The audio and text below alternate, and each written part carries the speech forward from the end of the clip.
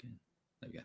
Hello, everybody, and welcome to the United Stand. I'm live with Paul Ince this morning, and we're going to be talking about the continued fallout at Manchester United and, you know, this captaincy debate. But we've also had a tweet from Harry Maguire this morning. Or was it Harry Maguire? Maybe it's his PR team. We just don't know. In the modern day, spin, spin, spin. We should get Kylie on, Paul, so you can do that spinning around song, because I'm getting dizzy with this. But how are you doing this morning? Lots to talk about. Former captain yourself, so I'm interested to see what you've got to say about all this. Yeah, looking forward to it, mate. Yeah. Listen, again, it's another week where, you know, we've had always come out again, leagues coming out again. There's always something happening at Old Trafford. But on the positive side, you know, we got a 2-0 result against Brighton, which was a great result. But, you know, again, you know, for some reason, we're not talking about the team's performance. We're always talking about something else, aren't we, for some reason? Yeah, I think you've hit the nail on the head to start off with there. It's like, you know, we've had a good result. I think we'll get a good result against Leeds. We'll talk about that in a bit. But, you know, this has been going on for weeks. We've been talking about this pretty much since before Christmas.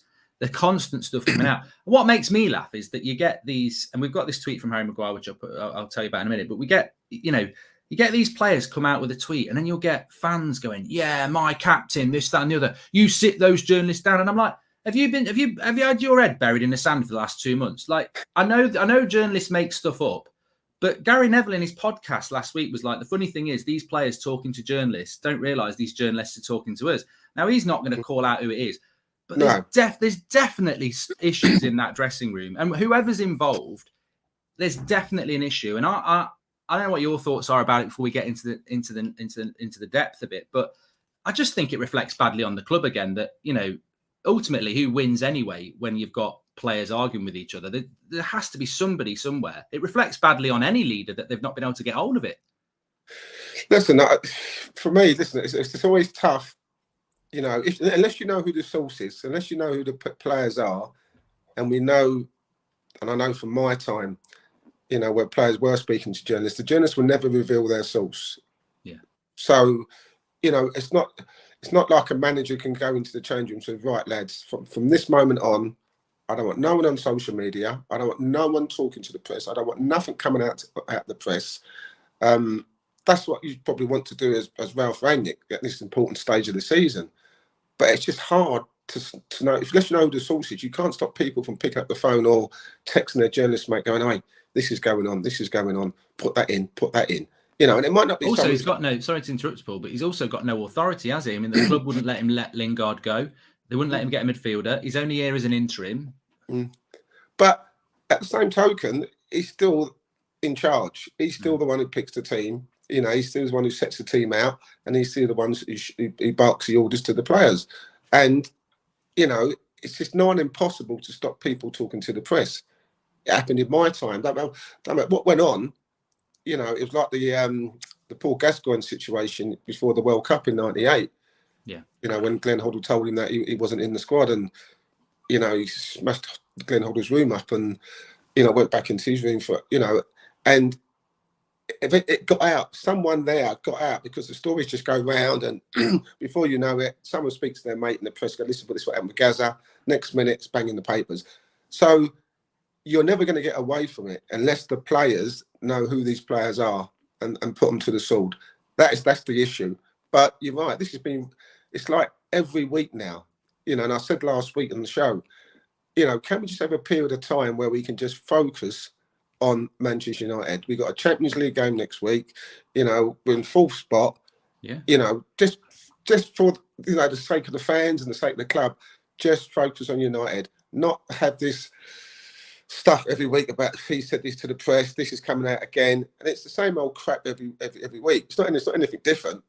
It's just players moaning to the press, and the press obviously putting it in the papers, which can't be beneficial to anybody, especially the manager who's trying to, well, I wouldn't say trying to get a position in the post next year, long term, but he's trying to get a job done. And for Ralph Rangnick, he would probably want to walk away at the end of the season thinking, well, yeah, I've achieved fourth place.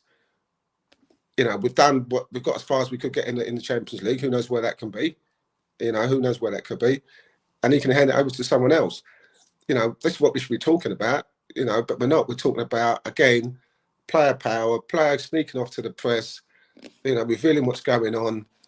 And as I said, it might not be someone who's playing week in and week out, but then again, you don't know, because one of those players who wasn't playing 3 or 4 months ago, who was talking to the press, might be playing in the side now, but now has got this relationship with the press person. You know, in my day, we all had relationships with the press. We had every player, England player, everything. We had relationships with the press. But things that were important to the team and the players were kept. Nothing was said to the press. I never said anything to my journalists, ever. You know what I mean? Ever.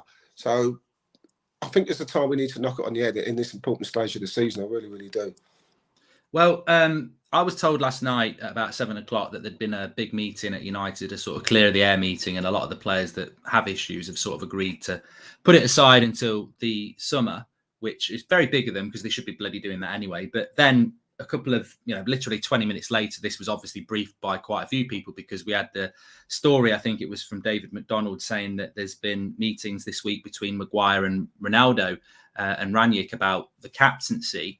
And basically there's a deeper issue there, which I think, maybe on a footballing sense, we can have the discussion about Maguire, but look, he put a picture out last night, whether it was PR or not, he's going to see a sick lad and then he's getting loads of stick under it. I mean, that's nothing to do with football. That's, I think people shouldn't be doing that. But I do think that, I personally, we'll talk about the Harry Maguire versus Ronaldo issue and whether you should be changing that mid-season. I personally think the club handled that badly because it's very clear that, if you were playing for Manchester United and you've got, Mike Phelan as your captain, when you've got people like Cantona and you in the team, I just don't think Maguire's a good captain. But he's come out this morning and he said, I've seen a lot of reports about this club that aren't true. This is Harry Maguire, by the way.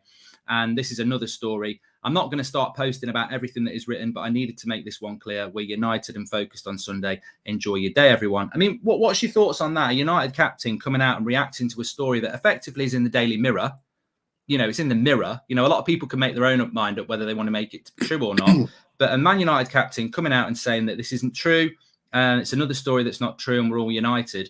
I mean, my problem with that, Paul, is that even if he's right about that particular story, we all know there's problems in the dressing room because we all know better journalists than that over the last 4 or 5 weeks. Plus, you've probably heard stuff. I've heard stuff, whether people want to agree with that. But it's well known there's problems in the dressing room. What's the Man United captain doing coming out and, denying a story about the Mirror? Do you agree with that? Because ultimately, I don't care about a tweet. Sort the bloody dressing room out. That's your job as a captain, surely. I think the worst thing you can do is to react to a story, because I think it kind of then looks like there is a problem. Sometimes silence is the key. Say nothing. Get on with the game, as you said. Get on with sorting the dressing room out. Because obviously these stories have been wrangling for the last 4 or 5 months. They're not something that's just come out of thin air where some journalist just plucked it out and said there's issues in the changing room. Obviously there's issues in the training room because we've seen that in the way the team's performed over the last two months. So obviously there's something not quite right. Obviously you've seen the body language of some of the players, Fernandes, Ronaldo, Luke Shaw coming out and doing the weirdest interview I've ever seen. Well, that's it, isn't it? You've hit the nail on the head there. Even a player after a game has come out and said there's issues in the team, and then you got Maguire 3 or 4 weeks later saying there's no issues. They're so wrapped, they're so spun around by their own bullshit. They don't realise that their own players have come out and said there's been problems. Yeah, I know, and we're not that stupid, and that's why sometimes you're best just to keep your mouth shut and get on with the game. Maguire, listen, I understand that he feels as a captain that's his responsibility, but why is he reacting to one thing in the paper? If I was on social media in my time and I reacted to everything that was said about me, I'd be on there 24/7. Come on, it's not rocket science. Just don't say a word. Concentrate on your performances. Your performances haven't been that great. Then the last thing you want to do is put yourself in the picture, going toe to toe with a journalist saying, "I'm trying to convince everybody that things ain't quite right." By you coming out and saying things are great, things are fantastic. It's just like someone it's just like me being married. You know what I mean? And I'm having a good relationship with my wife, and you say, "Paul, you're okay with the missus?" "Yeah, things are great, Mark. Yeah, I love it. Yeah, we're great." But deep down, we're having problems, But I'm not going to tell you and put it out and put it in public. I'm just trying to deal with it with myself. So that's what Harry Maguire should be doing. Him and his leaders or characters, or whoever he's got, they don't need to go and come back at the press. They need to go and say, "Listen, don't say a word. we'll deal with it inside, and we'll show them that there's no fragmentation. We'll show them that we're all together. We'll show them that we're united, and we'll show them that by the performance we put on the pitch in front of the fans. And that answers the question. Not coming out and trying to defend the fact that there is no fragmentation. Because as soon as you try to defend it, it makes it even worse. You know, keep your mouth shut, concentrate on the game, concentrate on getting these teams to fall from the table, and let your football do your talking, as you rightly said, Marky. And it's another thing where, especially Harry Maguire, because I don't think he needs to say it. You know, I don't think anybody needs to say it. No. And I said to you before he's coming now, how would we react in our time having social media? We're talking here, you, Giggsy, Keno, Cantona, Hughes, Bruce, you know, proper legends and leaders of the club. That team was full of leaders. How do you think you would react to that at that time? Because, well, you say social media didn't exist. I actually think newspapers had a lot more freedom in the 90s than they do now, because the Sun was selling millions. It doesn't sell anything like that now. So, you know, you put a story about Paul Ince on the back or the front page, it's everyone knows about it. And actually, it was harder to clear your name because there was no social media or internet. So it was written on the back of a paper, and you were screwed, weren't you? Everyone was reading it. Yeah, you were. And also, you got to remember in our time, you know, there was none of these football radio shows or stuff like that. So fans, you know, they go to the game, they go to the pub after, they'll have a few drinks, they'll have their little moan about me or Keane, whoever it may be, and then they come back and support us again. You know what I mean? But I don't think, looking at the characters that we had in our team, you know, we would be responding to fans, the criticism of fans. I don't think, you know, when you see the platform these fans have nowadays and the criticisms they can throw at you, I don't think I'll be one of those people. That's me saying that now, but obviously hindsight's a wonderful thing. That would be going on there and going to war with people, you know, coming tit for tat. You can't win, can you? You can't win in an argument on social media anyway. No, you can't. You know, and I think to be fair, if Sir Alex was in charge, he would probably say to us, no social media. If you get off your phones, no social media, that's it. You know, if I see anybody on social media, you're getting fined. You know. And whereas, Paul, now the club buys people because they've got a social media following, because last week when they've got their £25 million training top, it's not just Man United tweeting it out, it's Ronaldo putting a picture out, it's Rashford, 5 million. You know, they embrace the social media, which is completely opposite to what you've just said there, because, you know, I imagine Sir Alex would be, that social media is not for us, we're a football team, it's what we do on a Saturday, not what we're doing on the week. Whereas United have completely gone, we're not a football team, we're Manchester United. What you do on social media is really important. That's a negative story. Get out there now and say something. Yeah, and you're right. And you think about it. I mean, I'm not. How can I put this? And I probably don't even know, but I'm going to say it anyway. How often do you see Kevin De Bruyne or Salah or Mane in social media having tit for tats? You know what I mean? All the players at the top clubs. How often do you see them in the press? How often? You know, it's very, very rarely. You know, you might see Jack Grealish now and then because he's a bit of a lunatic now and then. You know what I mean? But you don't really see Manchester City, Chelsea, Liverpool about all this kind of brand chess. It's about, they make their own brand by winning titles, by playing great football and winning leagues and winning cups. You know, we're just so fixated on, you right what you say, commercial aspects of the club. You know, how much money can we draw in? Hence why we brought Ronaldo in. But we're forgetting about the fans. We're getting about these fans who've years and years have been brought up in the tradition of a club that's used to winning, that's used to winning trophies, that's used to playing exciting football, that's used to be challenging, you know, the top teams in the league. You know, this is what we're forgetting about, and that's the sad thing. And you know, I just think the first things players do when they finish training is go straight to their phones. I've seen it, and the thing is, after the match, mate, I've had clips sent to me, and I've seen them on Twitter.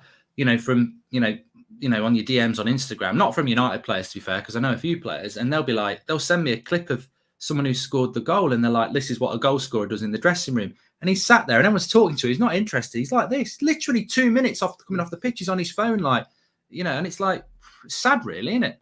It is sad, because I think if Harry Maguire is going to say something, is you stand up in front of the cameras on TV, and because you can hide behind social media, a lot of people do. You know, if someone's got to say something to me, I like to see the whites of his eyes, so I know if he's telling me a load of bullshit or not.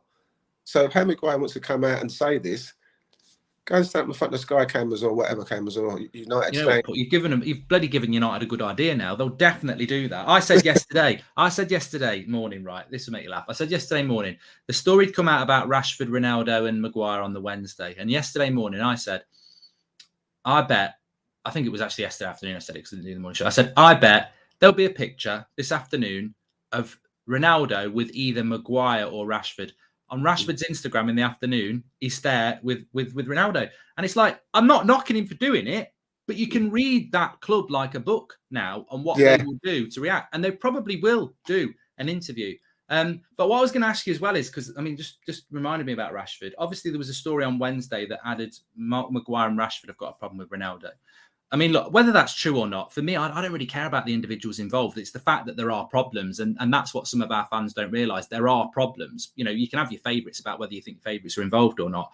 But I just wondered, like, how much involvement the club have, whether they've lost control of their players or whether they're advising their players. Because I don't know, but that story came out naming Rashford and Maguire. And within an hour or two, Rashford's tweeting saying it's a load of rubbish.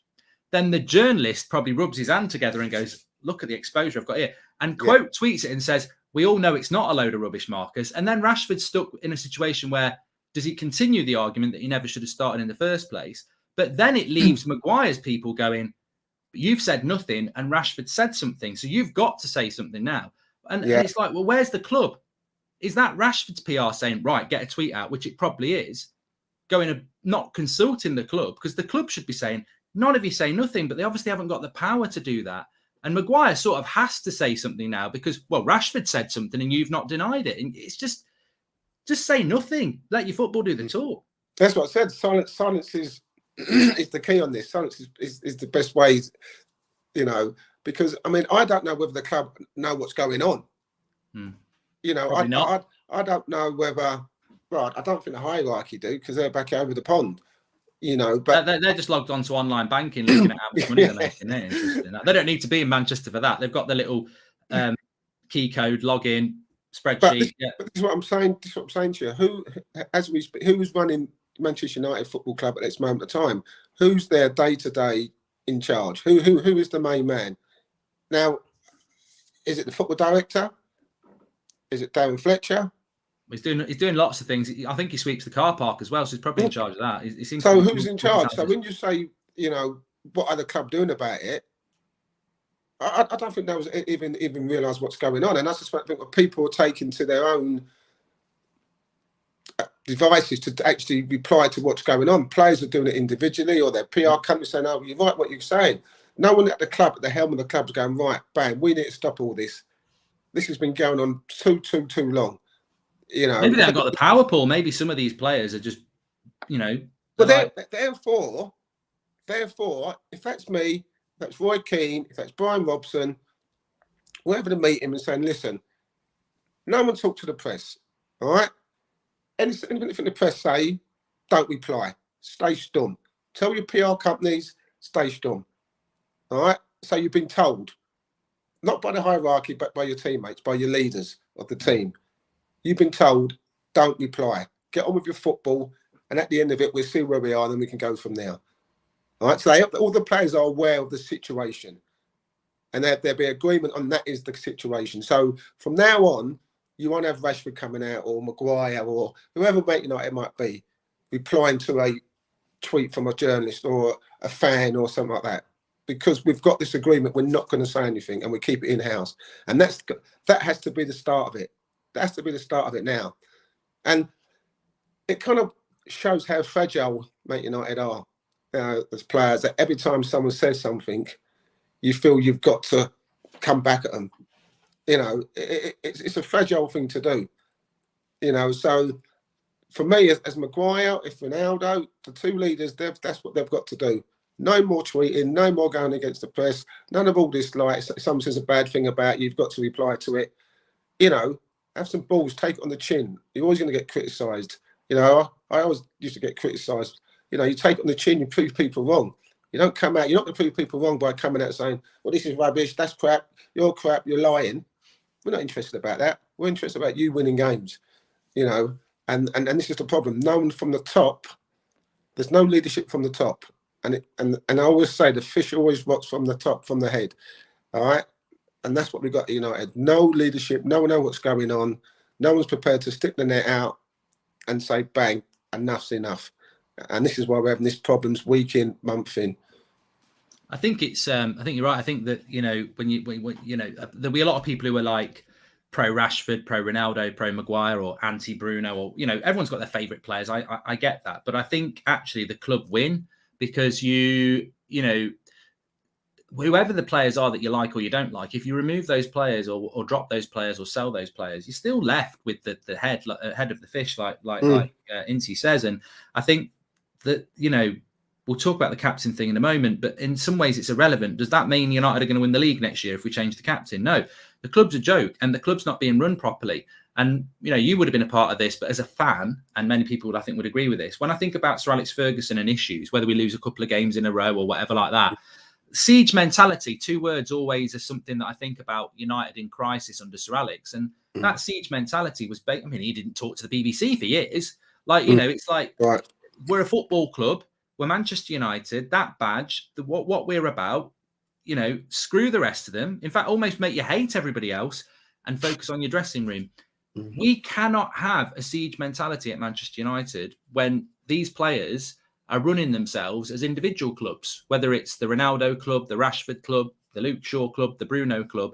How can you have a siege mentality? If I was the captain of that club and I had power, I'd actually say, let's not just focus on the negatives. Right. If anyone tweets anything anymore, you're basically betraying us all. And I mean anything. Like if you respond to a Daily Mirror article, I don't want to, if we win a game, I don't want to see Brogba, Bruno and Pogba pictures, all of it. For the next 4 months, just kill social media and focus on it as a team. That will never happen because they've got to put the positive tweets out when there's and the club will be encouraging to do it. The club have destroyed this football club. I'd be interested to know what our social media imprint as Manchester United was pre-2013 and post-2013, because I wouldn't be surprised, maybe someone in the chat knows, I guarantee our social media output went up hugely the day Sir Alex Ferguson retired. Yeah, probably did. And listen,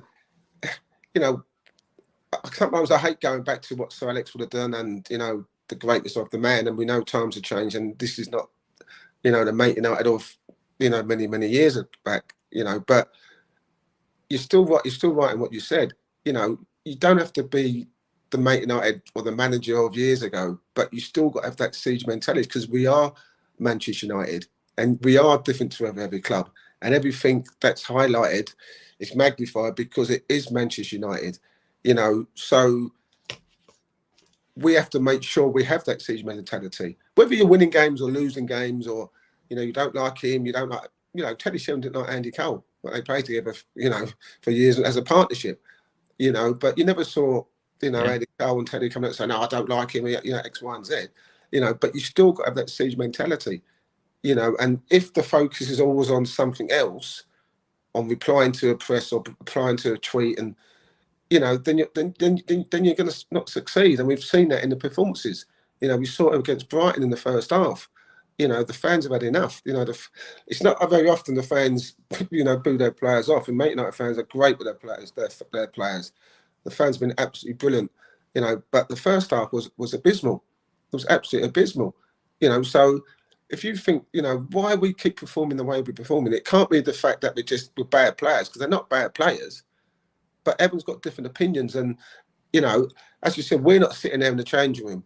We don't know what's going on, but we're all not stupid. And, people do open their mouths and people do say things, and people that we know in the club and people, know what's going on. So we know there's issues, so you're right. Just to the end of May, just stay out the press, stay out social media. It's not a case of, well, I need to be on social media because I want to get so many followers and X, Y, and Z.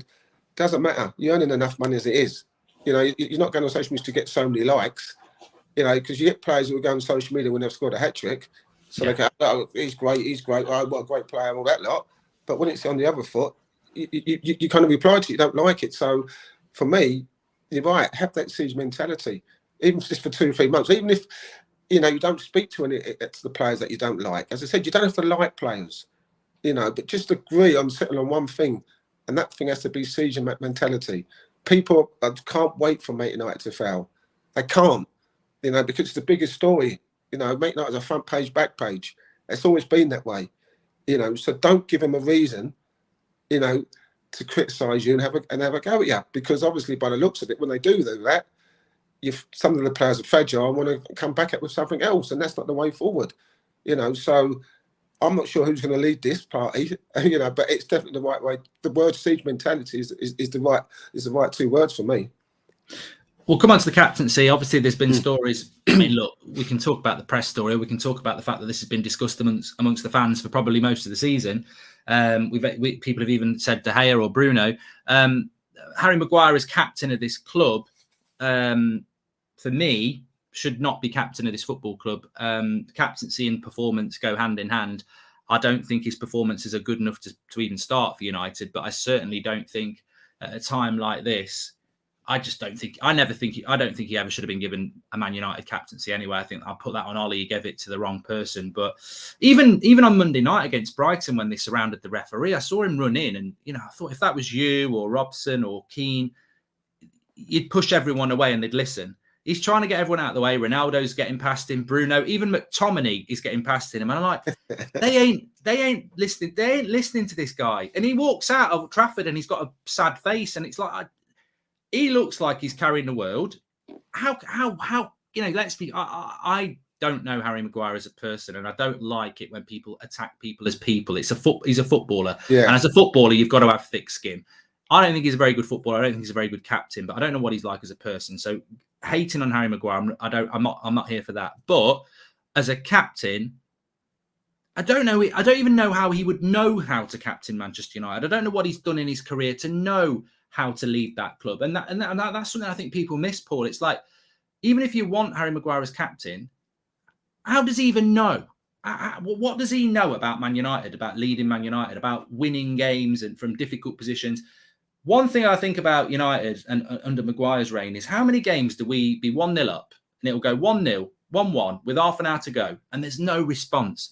And when I think about yourself and I think about Keno and I think about Vidic and I think about Giggs and, I'm not saying those people were long-term captains. Sometimes it was just now and again. But we went beyond the captaincy. There was leaders in the team that know when you 1-0, when it's 1-1, all right, fucking hell.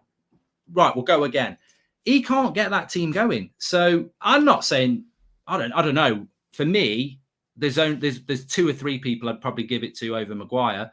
And if it is a choice between Ronaldo and Maguire, it's an obvious thing to do because I guarantee you in that dressing room, you can't have people like Paul Pogba, Cristiano Ronaldo, Bruno Fernandes, David De Gea being rallied by Harry Maguire. It just doesn't seem right. It's like I said to you before, it'd be like whoever was an bang average player in your team telling you and Cantona and Hughes what to do. You've got to be a very, very good leader to do that. And I just haven't seen it from Harry.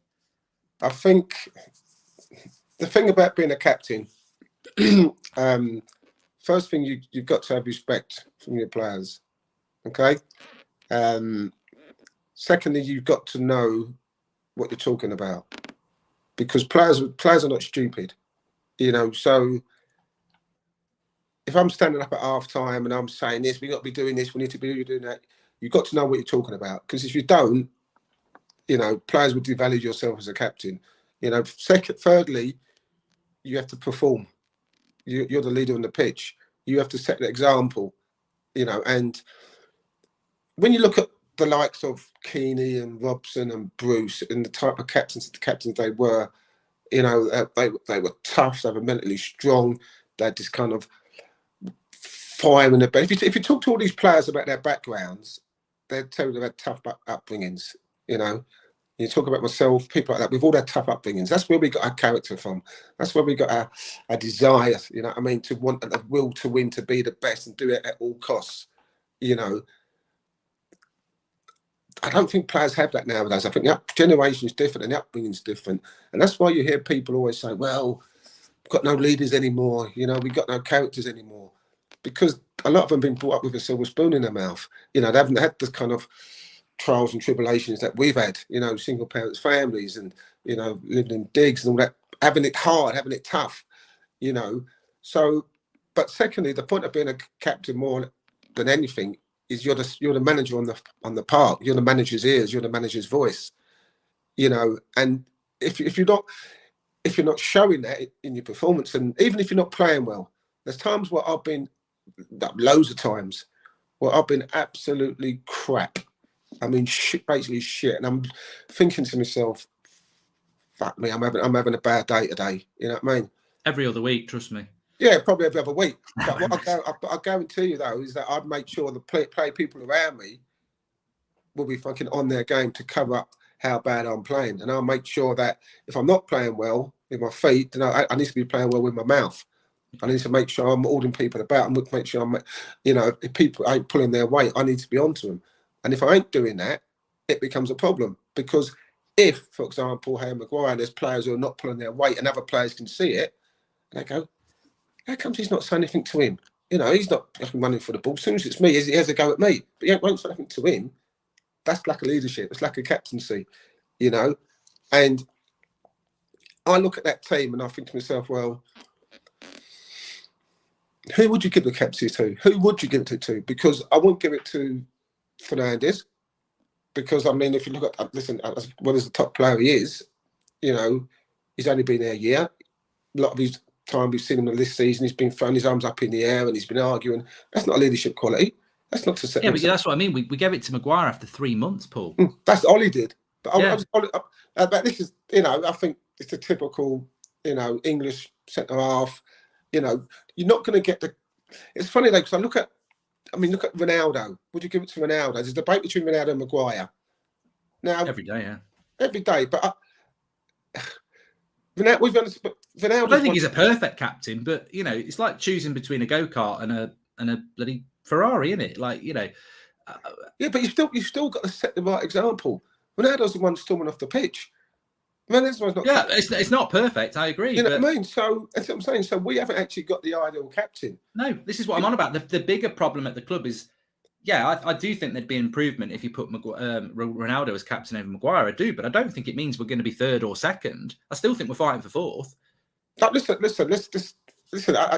Thing is, one, is Ronaldo going to play all the time? Two, is Ronaldo going to be there next year? Are we saying just give Ronaldo the armband to the end of the season? Three, I think that's the problem. I wouldn't even, you know, you make a good point there. Is Ronaldo going to play all the time? I'd drop Maguire anyway. I don't think, you know, I think there's, you know, I look at Lindelof the other night and I think, well, Varane's playing when he's fit. I mean, for me, the way to solve this is not to strip him of the captaincy, it's just to take him out of the team. And then you're not stripping him of the captaincy anyway. You've got to give it to somebody else. I'd just take him out of the team. I don't think he justifies a starting position, let alone leadership. I just feel, and this is from experience, is that when you're the captain, you know, you've got to have everyone on side. You know, it's not just about excuse me, it's not just about on the pitch, it's about off the pitch. It's about the ones who ain't playing, the ones who are injured, you know, going around and saying, how you getting on? You know what I mean? Don't worry, keep doing what you're doing, you'll get back in the side. It's about a lot of things that people don't see. So it's not just about having an armband on and walking out at Old Trafford. You know, it's about having that respect from everyone. As soon as you walk into that changing room, you've got that respect. You know, I ain't got it.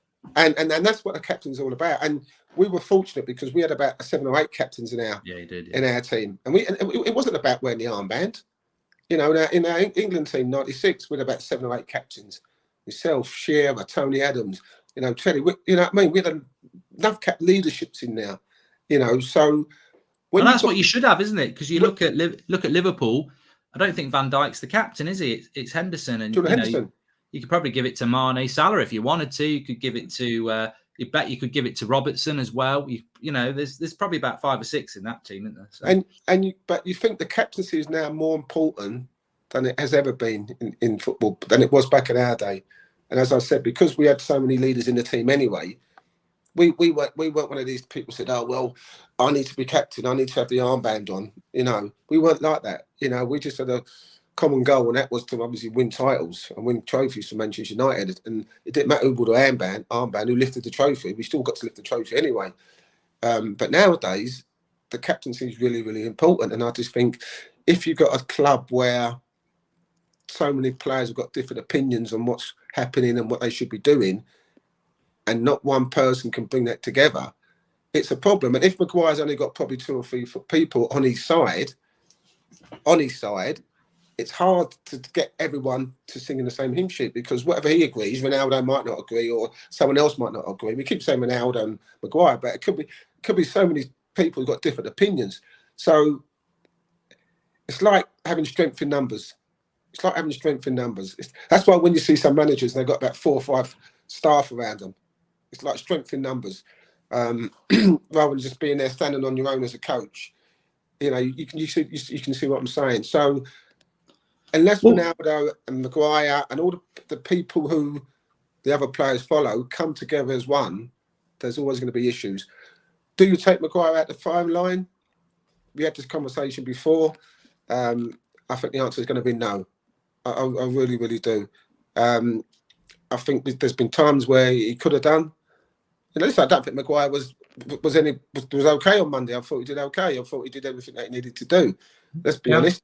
But again, you know, as I said, the first half was diabolical. It really, really was. And then they get 10 men, so I don't really read too much into that. But from what we gather now, Maguire will play every game, in my opinion. And if he plays every game, then he'll be captain. And even if you take him out the firing line and you give the captaincy to Ronaldo, or, you know, I mean, I don't like goalkeepers being captains. I don't. No, I've never been a fan of that. They can't get to people around the pitch. You know, so I'm not a fan of that. But if you look through that team, and I mentioned McTominay, I know you don't like that answer, but he'd be better. You know what? This is going to break the internet. It's not really, but I would give the captaincy to McTominay over Maguire this second, because he's got something in him that Maguire hasn't. And whilst I don't think McTominay's particularly good in the role he's playing, I still think he's performing better than Maguire is in his role. So I would, but that would never happen. But he does. It's very raw, but he's got something in him. He seems to get it. Like you've either got it or you haven't you? Yeah. No, I think you're spot on. I think it does. Listen, sometimes McTominay is one of those players who's always going to be maybe 6, 7 out of 10. All right. Sometimes it'll be an 8, 9 out of 10. But what you see in him, you see in that fight, you see, you know, all the attributes that he's got, he tries to portray them every time on the pitch. And it sometimes doesn't come off, sometimes it doesn't. But he's got that fight, he's got that will, he's got that desire. See the tackles he made on Monday night, you know, when he's done his knee in. You know, he's got that kind of grit about him, you know. And why not give it to him if that was the case? You know, he's probably going to be there for another 5, 6, 7, 8, 9, 10 years. You know, Ronaldo's not. Yeah. You know, Fernandes probably won't be. You know, so, but at the end of the day, does it matter? Does the captaincy really matter? That's the question. You know what? I was going to say this, and you just reminded me that I think some people think that in the dressing room they're walking in and, like as I said last night, they're scowling at each other and this, that, and the other. I don't think it's that. I mean, from a lot's been said, both in the media and off record, that the problem that is there is that United are massively underperforming. I think Ronaldo thought he was coming into a team that might potentially be able to get into a title race. That's what Ollie said at the start of the season. And what's happened is they've come in, they've massively underperformed. He's played in games where United have been torn apart by Liverpool and Leicester and Watford, and he ain't happy about it. And the problem is that he's been, and he's going to be, like you would be, he's very vocal about what he thinks the problems are in that dressing room. And basically, it's just like, well, Maguire, I'm the captain. And Ronaldo's very vocal in the dressing room, but Maguire's the captain. And he's like, well, I'm being undermined. And then I think for the rest of the players, they're like, because you know what Ronaldo's like. He ain't going to be in that dressing room just doing his hair. He will be very vocal. We've seen it on the Juventus videos and that. And I just think, I don't think it's that Maguire and Ronaldo don't get on. I think there's a bit of a leadership battle because Ronaldo, the way he is in the dressing room, is like very demanding, this, that, and the other. But Maguire's the captain, and you know, and then I think the players are like, well, who's the leader? And it's like, well, Maguire's the leader because he's got the captain's armband, but Ronaldo's one of the greatest players there's ever been. So for Maguire to lead, Ronaldo's got to be quiet, which he's never going to do. No. Or it continues like it is, where Ronaldo's still very vocal. And it's not just Ronaldo. Other players are apparently quite vocal as well.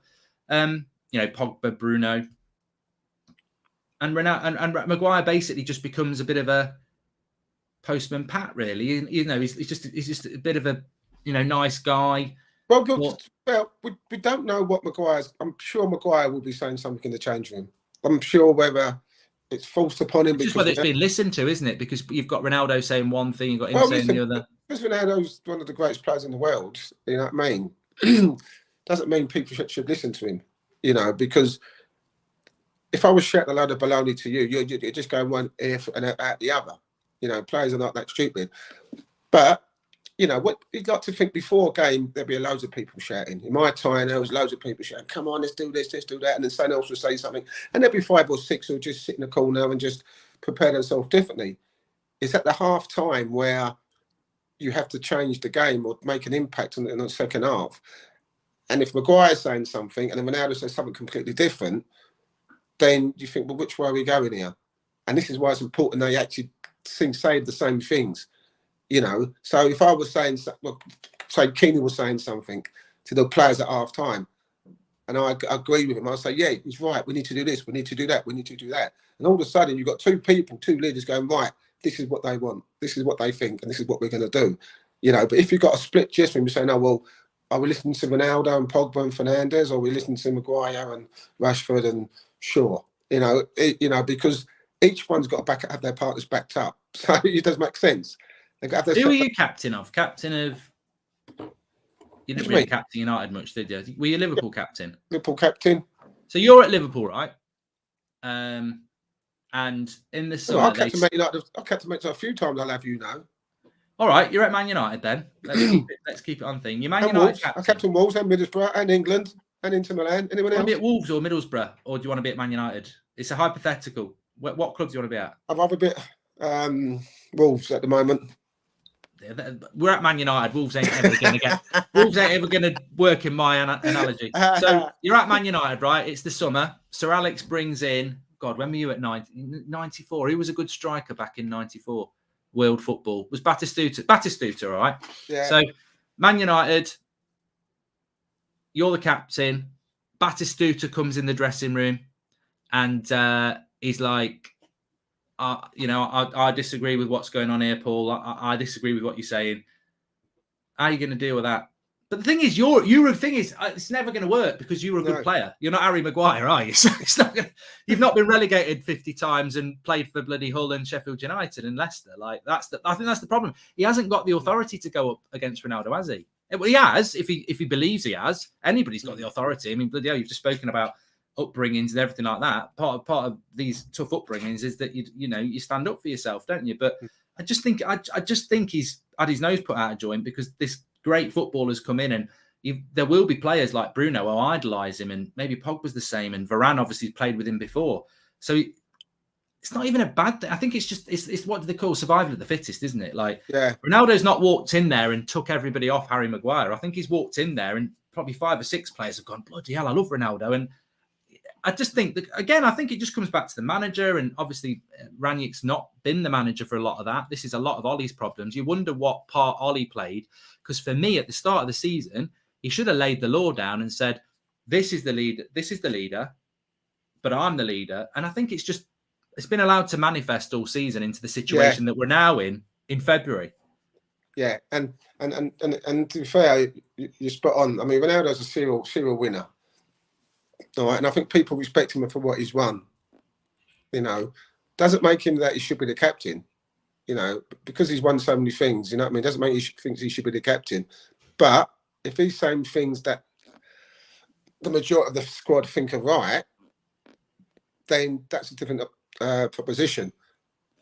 But I just wonder where the manager is in this, because in that situation with you, if it's Ince and Batistuta, it's not Ince and Batistuta, because Sir Alex Ferguson is telling you it's Sir Alex Ferguson's world, isn't it? Yeah, exactly. He's the boss, and he's saying, but I don't understand why Ralph does not just come out and go, right, listen, enough's enough. Got no You know power, what I mean? mate. Harry Maguire's my captain. I don't like all this talk about who's going to be this, who's going to be that. You know, it's going to be Ronaldo, it's going to be David De Gea or Pogba. Harry Maguire is playing every game, and he's going to be my captain. If he's injured, then won't be. But as soon as he comes back in, he's my captain. And it just solves all the problems. Which is what he's done, really, isn't it? Yeah, but he hasn't said it. You know what I mean? And the thing is, as I said, you know, I don't understand why we're having this squabble about who should be captain and, you know, X, Y, and Z. I just think just put everything aside just for 2-3 months, you know, really, because again, we're in a situation that we're so accustomed to as, you know, can we get 4th place? You know, every year, this is it, final piece of the jigsaw. We're going to close the gap. We're going to close the gap. And now we're here sitting here 2 months from the end of the season saying, oh, fuck me. Are we going to get 4th place? So nothing's changed. Nothing's changed. No, and it's a smokescreen at the end of the day, isn't it? Because we as fans are getting angry about 2 players that even if you took them out of the team and replaced them with top class players, I still think with the top class centre back and a top class striker, I still don't think we'd fight for anything more than 4th because we need a lot more work than that. We beat Brighton on Monday. Yeah, I wasn't very impressed with it. I know you weren't. We're off to Leeds on Sunday. Are you? I'm doing that game. Confident? Oh yeah. Yeah, Sky Sports. You're on Sky. On Sky Sports, Leeds Man United, Leicester, Wolves. So I'm looking forward to the Leeds Man United game. Tough place to go to. I take it you wouldn't have gone there much because they were crap. Oh no! No, we went there. Howard Wilkinson days, yeah. No, they won the league. What am I on about? They won the league. What's it like going to Ellen Road? I mean, it's a lot of the younger generation because Leeds disappeared for like 20 years. They don't get the Leeds rivalry, but it's big. But they're not playing well this year. I'm quite confident we'll win there. But what's it like to go to Ellen Road? It's honestly, I mean, it's such an intimidating place, and you know. I understand the Leeds Manchester hate, you know. I mean, I don't really get it why there's hatred, you know what I mean? I don't really get that, but no one likes United anyway, do they? So, but especially Leeds, you know, it goes back many years, you know, nothing to do with football. But to go to that place, you know, I'm glad Leeds are back in the Premier League. I think, you know, Leeds is a massive football club. And they deserve to be in the Premier League. The fans deserve to be in the Premier League. And it's always been a great game, even when we've gone up there. When you've got the players like David Battin, McAllister, and the late Gary Speed, you know, these are very. I loved him. I loved Speed. We spoke about him before. You know, and but just to go there and the atmosphere and the fans are so close to the pitch, it can be intimidating. And unless you've got, use that word again, mental toughness, character, you know, to go there and perform, you're going to struggle. And I said, we had that in abundance. Yeah, we had that in abundance. It didn't affect us. It didn't affect me. You know, we used to relish it. You've got to relish going to those places. And that's what United need to do on Sunday. They need to, they know what they expect. They know what the fans are going to be like. They go there with confidence. They know the last 2-3 games since they played Leeds, they've smashed them 4 and 5. You know, they should be going there thinking, you know, we'll win this game comfortably, but the atmosphere won't allow them to. You know, the fans will be right on it. And you're right, Leeds ain't playing well. Leeds are struggling. Leeds are fighting for their lives. You know, they really are. And do you think that because we've played even under Ollie, I always think Leeds, he'd love to play them every week. We used to smash them because they play so open. I actually think that the way Bielsa sets Leeds up doesn't actually benefit them in this sort of a game because the crowd, the Ellen Road crowd, will be up for it. But he doesn't play the style of football where, you know, maybe if he had a Neil Warnock or a Chris Wilder in charge, or a Sean Dyche, you know, where it's just going to be horrible and physical. He actually plays quite open, doesn't he? And I think that might play into United's or any good team's hands. Well, I think they don't intimidate, do they? Really, with the way they play football. But to be fair, I mean, You're probably right, but Bielsa's not going to change the way he plays. No, You know, which plays into our hands, I think. Yeah, and then we've seen that, you know, when we beat them 5 at Old Trafford and 4 at Old Trafford. But you know, you got, I mean, that was early part of the season. You know, this is now different. This is the, you know, as Fergie says, squeaky bum time. This is where Leeds on the position where they could actually go down. You know, and don't matter how great people say Bielsa is and what a great achievement. You know, Leeds can't afford to go back down into the Championship. You know, they really, really can't. So I don't know whether he might go be a bit more pragmatic against Manchester United. As a manager, you've got to learn. I don't care what your beliefs are, what your philosophy is. You've got to learn from the teams that you played against. And if you've been getting your pants pulled down by United for the last 2 or 3 games, well, they'd love a point, wouldn't they? They'd love a point. Yeah, you know, by United, then surely you've got what you're doing is not right. And it's going to be tough because the Leeds fans are going to want to go for it. They're going to want, you know, the atmosphere is going to be electric. And sometimes as a manager, you know, you can get sucked into that. You know, think, yeah, we're going to go out and we're going to, you know, go from straight from the first whistle. We're going to put pressure on. We're going to get the crowd behind us. You know, because we've seen Man United at times, they can wilt. We've seen when things don't go against Manchester United, they do wilt. You know, we've seen it time and time again. So he might be thinking that. But if I was him, I'd be saying, listen, for the first 10, 15 minutes, let's try and stay in the game. Let's not concede early. Because if Man United score early, then I think it'd be an easy day for Manchester United. But the Man United players have got to go in there with a mentality because it will be hostile. You know, you need big characters, you know, and that's the likes of Ronaldo, Varane if he's playing, David De Gea, Pogba, I expect to start. You know, those type of players, McTominay, there's 5 straight away. They've got to go in there and be able to deal with the hostility of the crowd and still go and perform and play your football. One thing about Leeds, and I mentioned this a couple of weeks ago, United players are great running forward, but they're not great running back. The recovery runs, Fernandes, Pogba, McTominay can't get back. They really can't. The way Bielsa plays with the man-to-man system, marking, they can get back and forward. So if those players, United players, don't track the runners, whoever's in the midfield, whoever's bombing forward, we could be in trouble. I'm telling you that now. So it's not all about going that way. It's funny how players run quick when they're going forward, but can't run quick when they're going back. You know, recovery runs, seen it all the time. So that could be something that Leeds might be looking at. But I'm looking forward to doing a game. I expect United to win. I think they have to win. I think Tottenham are squeaking a bit there, you know what I mean? Wolves could be the dark horses. No one's mentioned Wolves. I mean, they've got a tough one at Leicester, then they play Arsenal on Thursday, so that's a big game. And Arsenal got three or four games in hand on Manchester United. I think the only team, I think United will get 4th because everyone else is just shit. And the only one we've got to watch is Arsenal, really, because I think Spurs have bottled it. Wolves, hard for Wolves. And West Ham, I think Europa League. Good result against Leicester last week, though. But Europa League will the thing is, if I said to you now, I mean, one of all those teams that you've mentioned, you wouldn't hang your hat on none of them, would you? No. Because none of them are convincing. I just think United's squad is better, isn't it? That's why. Yeah, United's squad, they've got better players, but that doesn't mean you've got better players. As I say, if you've got all this stuff going on behind the scenes, then it doesn't matter how good your players are.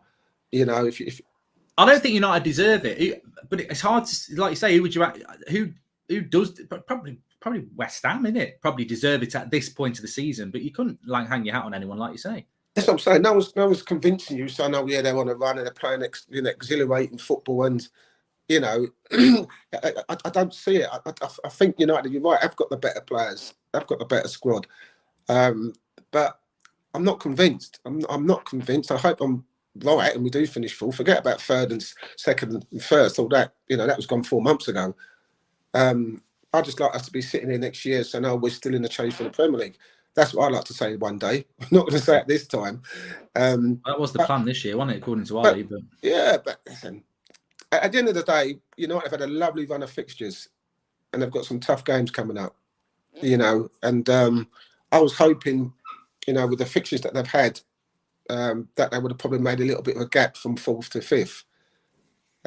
But obviously the Burnley game, the Southampton game, you know, they're dropping points. So they've allowed teams to obviously catch them up or be in the frame. So now they've got some tough games coming up now, you know, in March and April. So it's still to play for. If you ask me, Marky boy, it really, really is, and I think it's important that, and that's why I keep, reiterating that. Put all the shit behind us, put all the crap, all the. Do you talking on the pitch? Do you talking on the pitch? And let's just focus as one, just for 2 months, just so, these fans, United fans, deserve Champions League football. They don't want you to go disrespect Europa League. They don't want that. This is. I like my Thursdays off. It's about the fans that deserve it, and and the aim is, unfortunately, again, that we're fighting for a place in the Champions League. That's again. Now, can I see that changing next year? I don't think I can. I still think that we're a long way away from competing with the top 3, and I still think Arsenal will get stronger. I think it's going to get worse before it gets better. I hope I'm wrong, but I do. No, I agree with you. I said to you 2 months ago, it could be another 26 years before we win the title. I'm telling you, people think I'm mad. I hope I'm actually completely wrong, by the way. Don't get me wrong, but I thought Pep might have gone, but Pep looks like he might sign another deal. Klopp, took the, if we don't start, you've got to be prepped to step into that gap, haven't you? Even if Pep does retire, people act like we're ready to go. I look at the team. I think I tweeted it last night, and I said, I think we're screwed over the next 18 months because all of our better players are either getting old or going to leave, and we're stuck with a load of players I don't think are good enough who are going to be here for the next 5 years because no one will buy them. And going back to what you're saying there, what we were saying there about the problem at United for me is that do your talking on the pitch, but they're more interested in doing their talking off the pitch. There's players in that team who've performed pretty crap for the last 12 months, yet they're still relevant because they've performed really well off the pitch with their socials. And it's like, that's Man United. Said it the other day, Ruben Diaz has got 300,000 followers on Twitter. Harry Maguire's got 1.8. If an alien came down and looked on Twitter, he'd think, oh, I know who's the better centre-back. You don't, mate. You do not know who the best centre-back is. It's just we're social media FC, and we are succeeding off the pitch, and the Glazers are happy with that. So yeah, but I don't think they're bothered about the football. Yeah, but they should be, because they should be bothered about the fans. They should be bothered about the punters who come in and pay their hard-earned money every week and travel down all around the world and the countries to support their team. And they want to see a performance. They want their day out at Wembley. They want their day in the Champions League final. Yeah. They want their day when they can see Man Utd at top of the table. They want that. Now, at this moment of time, from what I'm looking at, that seems quite a long, long way away. And I think people think because we are Manchester United, we've got the best players because we are Man United. And in fact, we haven't got the best players. So until we get to that level where we feel we've got the best players, we're never going to be able to compete with the top 3, I'm afraid. And then with a long, long way to go. We don't know who the manager's going to be. As I said, a lot of the players you take without Ronaldo out, Varane, Pogba leaves, then what have we really got? Martial's gone, Lingard's going to go. Now, what have we really, really got? That's my concern. And why we're messing about, fart-arsing about, trying to find, run the club in a proper order from top to bottom. These other teams are getting stronger and stronger and stronger, and this is the thing that concerns me. Well, it's been a cracking show, Paul. Thanks for coming on, and obviously we'll be doing a watch along on Saturday on the channel. But Slow Sports News, Jim White, Yellow Tie, Paul Ince, and Sunday afternoon for Manchester United against Leeds. He'll be on Sky Sports News. There you go. So you're doing Sports News, Sky Sports. Football. Sky Sports, not Slow Sports News, not Sky Sports News, Sky Sports main event. Yes, Sky Sports Sunday Live. And I'm doing Leicester Wolves, which is a big game and all. So that's for my Wolves fans and all. Straight after, doing two games. You're having a double go. I'm having a double go and working hard. But Wolves United win double. That's my bet. You might get a chance to speak to Gary Neville then. He might be doing the commentary. Sunshine, Gary Neville. Tell him to cheer up. Tell him to cheer up. He's always bloody moaning. He's a good lad, old Nevs. Have you seen the Wayne Rooney documentary? Sorry? Have you seen the Wayne Rooney documentary? No. You need to watch it, right? Because it's typical Gary Neville, right? He's talking about when Rooney hands his transfer request in. I'm sure he's still talking about it now. He's going on and on and on and on and on. Gary, he likes to have a good old moan, doesn't he? So, it's like... I can't watch all that crap. I tell you what, it's quite good. No, I'm not interested. I'm not bothered about that. I like to watch different things that actually matter. Not, I watch enough football. I watch enough fucking documentaries on players and all that stuff. You know. I quite enjoyed it. I tell you, the Nicholas and Elka one was good. I've not seen that one. Very, I've just started watching the Kanye West one on Netflix as well. That's quite good. Is that? Yeah, I've just seen it up there. It's absolutely pissing down here. I've got hailstones. It's going to get windy. It's going to get windy.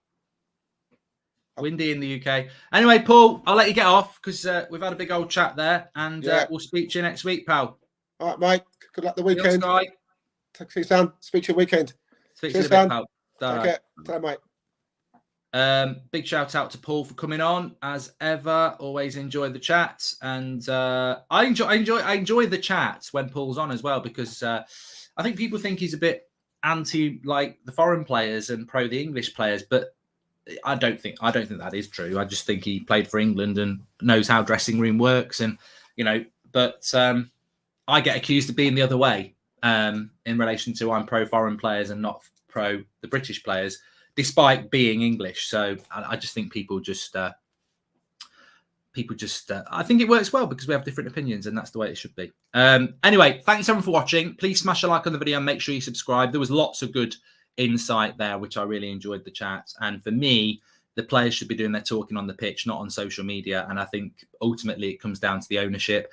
Yeah, I would drop Maguire at the weekend. On footballing reasons, I would drop him and he wouldn't be my captain. But I think we should resist being abusive towards players anyway, because it's about football. It's not about abusing them privately or anything like that. But ultimately it comes down to the club. I would say if Ronaldo's captain for the rest of the season, does that mean we're going to win the league? No. If he's Ronaldo's captain next year, we're going to win the league. No, we're not going to win the league because we've got rubbish owners, rubbish board, rubbish recruitment, and a team that's rubbish as well. And the dressing room unrest is because the club can't lead. They're telling people to tweet all the time, and then they're like making themselves look idiots when they start tweeting against journalists. It's just a shambles. The club is a mess, and I'm convinced over the next 18 months it's going to get a lot worse. Anyway, we've got Rangnick's press conference coming up at 1:30. I'm sure he's going to get asked some stuff as well. So we'll see what comes out of that. And we've got the 8 o'clock show. Stay tuned to the United Stand. Make sure you subscribe, bottom right-hand corner, and smash a like on the video. Lots more to come, as always is. I'll speak to you in a bit.